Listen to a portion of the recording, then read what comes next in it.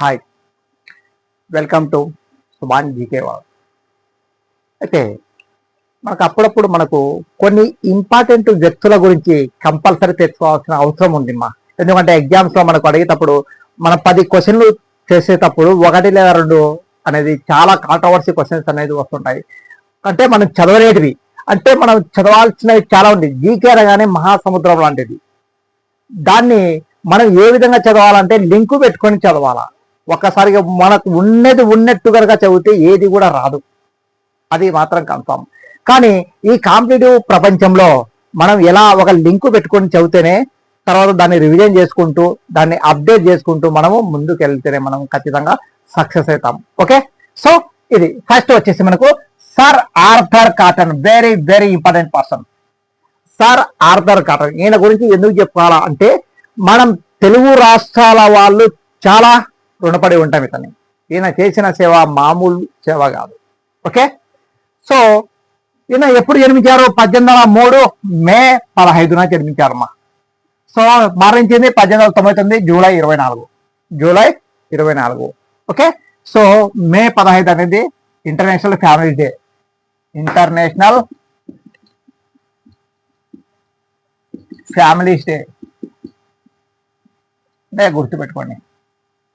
Okay, అలా మే 15 వచ్చింది కాబట్టి చెప్తున్నాను మీకు. ఓకే, సో ఇది తర్వాత July 24 national thermal engineers day. National thermal engineers day అమ్మా, ఇంజనీర్స్ డే.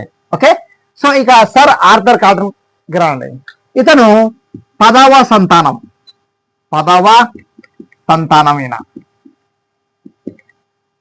ఈయన 1818లో మిలిటరీలో చేరారమ్మా. 1818లో 1818లో మిలిటరీలో చేరారు. ఎవరు? Sir Arthur cotton. ఈయన విశాఖ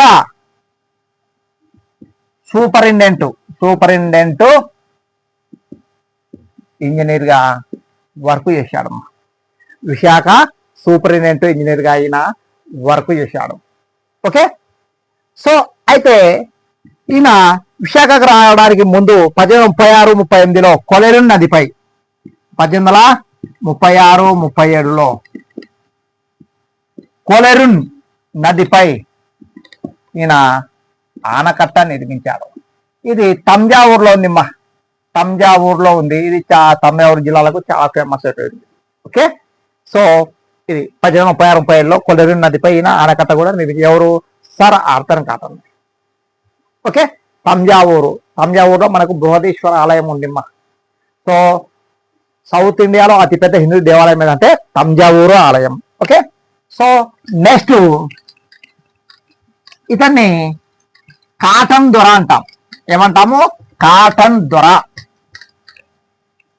ఈయన విశాఖకు వచ్చిన తర్వాత 1847-52 మధ్య ఏం చేశాడు? ఈయన గోదావరి నదిపై ధవళేశ్వరం ఆనకట్టను నిర్మించాడమ్మా. గోదావరి నదిపై నిర్మించిన ఆనకట్ట ఏదంటే ధవళేశ్వరం ఆనకట్ట. Very very important. ఈ ఆనకట్ట చూడమ్మా, $1,50,000 కట్టిందిమ్మా. ఖర్చు $1,50,000 ఖర్చయింది. అయితే ఈ ఆనకట్ట నిర్మించే సమయంలో ఇతనికి సహాయం చేసే మన భారతీయుడు ఎవరంటే వీణం వీరన్న. ఎవరు? Veenam Veeranna. Very very important. ఈ పేరు అనేది గుర్తుపెట్టుకోండమ్మా. సో సర్ ఆర్థర్ కాటన్ కు గోదావరి ధవళేశ్వరం పై ఆనకట్టను నిర్మించే సమయంలో ఇతనికి సహాయం చేసిన మన భారతీయుడు ఎవరంటే వీణం వీరన్న. ఓకే, ఇక ఈయన ఒక బిరుదులు ఏమంటే కాటన్ దొర అంటారు. ఇతన్ని ఏమంటాము? కాటన్ దొర. అలాగే ఆంధ్రుల అన్నదాత అంటారమ్మా. ఆంధ్రుల అన్నదాత. మళ్ళీ ఆంధ్ర అన్నదాత అనేది మళ్ళీ ఎన్టీఆర్ ఏదో అనుకున్నారు మీరు. కాదు, ఇక్కడ ఆంధ్ర అన్నదాత ఎవరంటే ఆర్థర్ కాటన్. ఇక 1861లో ఈయనకు బ్రిటిష్ ప్రభుత్వం సర్ అనే బిరుదు ఇచ్చింది. 1861 ఏమన్నా ఉందా మనకు హిస్టరీ పాయింట్ ఆఫ్ వ్యూలో? ఎస్, 1861 ఇప్పుడున్న పోలీసు వ్యవస్థకు ఆధారమైన చట్టం ఎప్పుడు వచ్చిందంటే మనకు 1861 వచ్చిందమ్మా.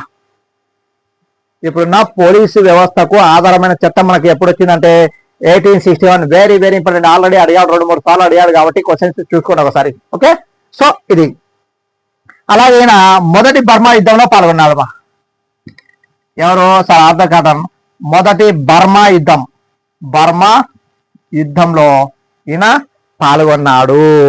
సో ఇది మనకు ఇది సార్ ఆర్థర్ కాటన్ గురించి సింపుల్ ఆంధ్ర అన్నదాత అని ఎవరు అంటారు. లేదా ఇంకొకటి వచ్చేసి గోదావరి నదిపై ధవళేశ్వరం ఆనకట్ట నిర్మించింది కాబట్టి సార్ ఆర్థర్ కాటన్. మీకు అడిగే క్వశ్చన్స్ సింపుల్ గా అలా ఉంటాయి. లేదా గోదావరి పై నిర్మించిన ఆనకట్ట పేరు ఏంటి అంటే ధవళేశ్వరం ఆనకట్ట. ఎక్కడుంది? రాజమండ్రి. అలాగే గోదావరి ఏమంటాం, రాజమండ్రి మచిలీపట్నంలను గోదావరి కృష్ణా జిల్లాలుగా మార్చారమ్మా. ఈయన యొక్క సూచన మేరకే ఏంటి, రాజమండ్రి తర్వాత ఏమంటారు, మచిలీపట్నం యొక్క జిల్లాలను దేనిగా మార్చారు? గోదావరి అలాగే కృష్ణా జిల్లాలుగా మార్చారు. ఈయన యొక్క సూచన మేరకే ఇది రాజమండ్రి మచిలీపట్నంల పేర్లను గోదావరి కృష్ణా జిల్లాలుగా మార్చడం అనేది జరిగింది. ఇది మనకు వెరీ వెరీ ఇంపార్టెంట్ కాబట్టి చూసుకోండి ఒకసారి. Okay, thank you, all the best.